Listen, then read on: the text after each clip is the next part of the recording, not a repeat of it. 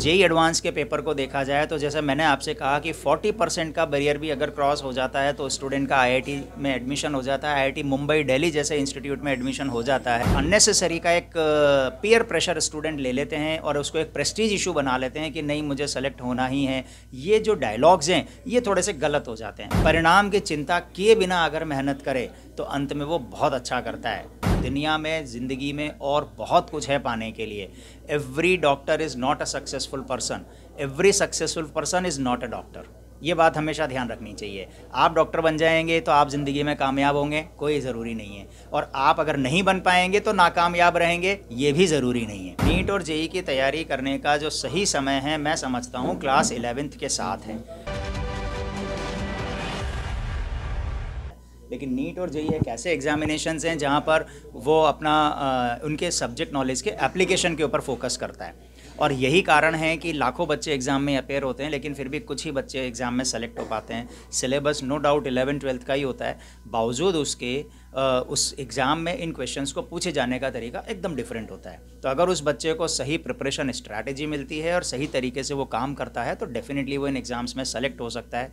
NEET का difficulty level बहुत ज़्यादा नहीं होता। अगर हम जेई की और जेई एडवांस की बात करें तो उनका कट ऑफ बहुत कम होता है और अच्छे आईआईटी में सिलेक्शन के लिए उसको लगभग 40% स्कोर भी अगर वो कर लेता है तो अच्छे आईआईटी में उसका एडमिशन हो जाता है। इतना कम स्कोर भी लाना उस स्टूडेंट के लिए चैलेंजिंग हो जाता है अगर वो सही प्रिपरेशन स्ट्रैटेजी को फॉलो नहीं करता है। तो आज पटना में हमारे 2 सेंटर्स हम काम कर रहे हैं। हमारे कोटा में हमारी 1993 में शुरुआत हुई थी और उसके बाद हमने कई शहरों में बाहर हमारी संस्थाएं खोली हैं। पटना में बोरिंग रोड पर और कंकड़बाग में हमारे 2 स्टडी सेंटर्स हैं और बच्चे यहाँ पर पढ़ते हैं। हमारा प्रयास ये रहता है कि जो एकेडमिक सिस्टम हमने कोटा में बनाया है उसी सिस्टम के तहत हम बच्चों को यहाँ पर एजुकेशन दें और उन्हें उनके इंजीनियरिंग और मेडिकल कॉलेजेस में ले जाने का रास्ता सुगम बना दें। मैं समझता हूं कि इस तरह के कॉम्पिटिटिव एग्ज़ाम में सेलेक्ट होने के लिए बच्चे को 3 बिंदुओं पर बहुत गहराई से काम करने की ज़रूरत होती है। पहला होता है राइट गाइडेंस। वो पूरी तरह से हमारे सिस्टम का काम है, हम बच्चों को प्रॉपरली राइट गाइडेंस प्रोवाइड करते हैं। दूसरा होता है स्मार्ट हार्डवर्क, मेहनत करें, मेहनत के साथ साथ लेकिन उसको स्मार्टली करें। और तीसरा होता है पॉजिटिव थिंकिंग एंड कॉन्फिडेंस। जब ये तीनों चीज़ें मिलकर उस बच्चे के अंदर आती हैं, ये 3 पहलू हैं उसकी पढ़ाई के, अगर वो इन तीनों पर कमांड करके काम करता है तो निश्चित रूप से अंत में वो सक्सेसफुल होकर निकलता है और एक अच्छे इंजीनियरिंग या मेडिकल कॉलेज में जो भी उसका उद्देश्य है वहाँ पर अपना एडमिशन लेकर अपना एक अच्छा करियर बनाता है।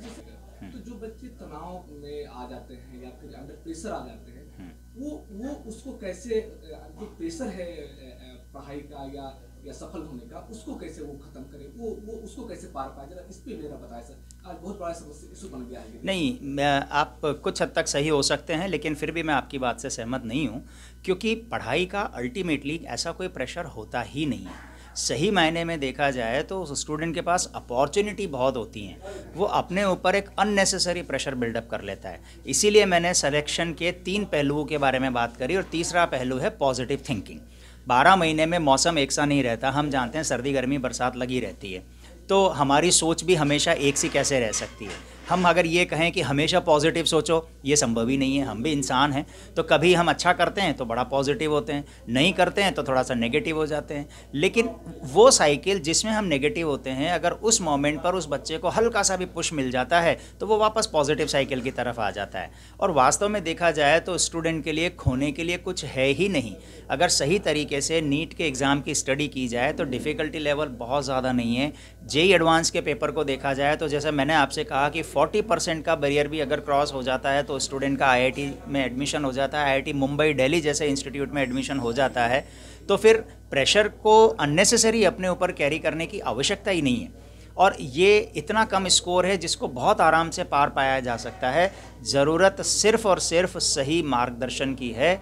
और एक जो अननेसेसरी का एक पीयर प्रेशर स्टूडेंट ले लेते हैं और उसको एक प्रेस्टीज इशू बना लेते हैं कि नहीं मुझे सेलेक्ट होना ही है, ये जो डायलॉग्स हैं ये थोड़े से गलत हो जाते हैं। मैं समझता हूँ कि वो अपना बिंदास अपना काम करे, जी भरकर मेहनत करे, परिणाम की चिंता किए बिना अगर मेहनत करे तो अंत में वो बहुत अच्छा करता है। और मैं हमेशा एक चीज़ बोलता हूँ स्टूडेंट को, आईआईटी और medical is not the end of the life. दुनिया में, ज़िंदगी में और बहुत कुछ है पाने के लिए।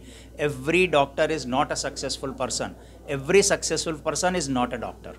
ये बात हमेशा ध्यान रखनी चाहिए। आप डॉक्टर बन जाएंगे तो आप ज़िंदगी में कामयाब होंगे, कोई ज़रूरी नहीं है। और आप अगर नहीं बन पाएंगे तो नाकामयाब रहेंगे, ये भी ज़रूरी नहीं है। तो दुनिया में इतने बहुत से लोग हैं जो न डॉक्टर हैं न इंजीनियर हैं, लेकिन बहुत कामयाब हैं, हम उनके बहुत उदाहरण देते हैं।